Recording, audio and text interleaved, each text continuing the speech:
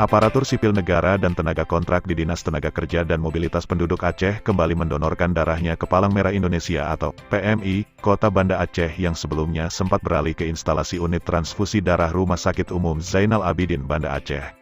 Aksi donor darah ini dilaksanakan di halaman Dinas Tenaga Kerja dan Mobilitas Penduduk Aceh pada Rabu 3 Agustus 2022.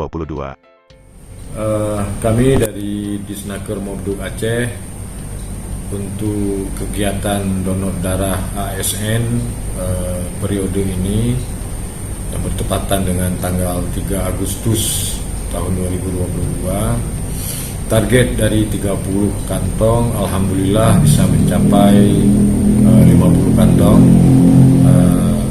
atau sekitar 160% dari target.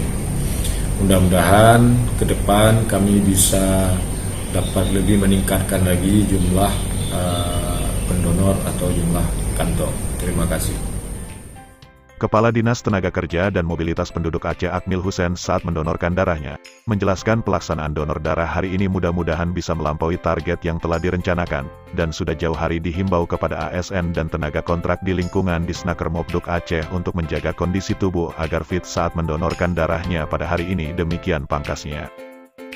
Aksi donor darah di lingkungan Dinas Tenaga Kerja dan Mobilitas Penduduk Aceh terkumpul darah sebanyak 50 kantong dari target 30 kantong dan yang gagal melaksanakan donor darah sebanyak 109 orang setelah melakukan screening pada petugas PMI dan kemudian dianjurkan untuk menunda mendonorkan darahnya diakibatkan bermacam indikasi. Darah merupakan salah satu komponen terpenting dalam tubuh manusia. Keputusan Anda untuk menyumbangkan darah melalui donor darah dapat menyelamatkan satu kehidupan, atau bahkan beberapa nyawa sekaligus. Tidak hanya menguntungkan bagi si penerima, sebagai pendonor Anda juga bisa mendapatkan manfaat donor darah bagi kesehatan sendiri. Donor darah secara rutin diketahui bermanfaat untuk menurunkan kekentalan darah. Semakin kental darah yang mengalir dalam tubuh, semakin tinggi pula kemungkinan terjadinya gesekan antara darah dan pembuluh darah.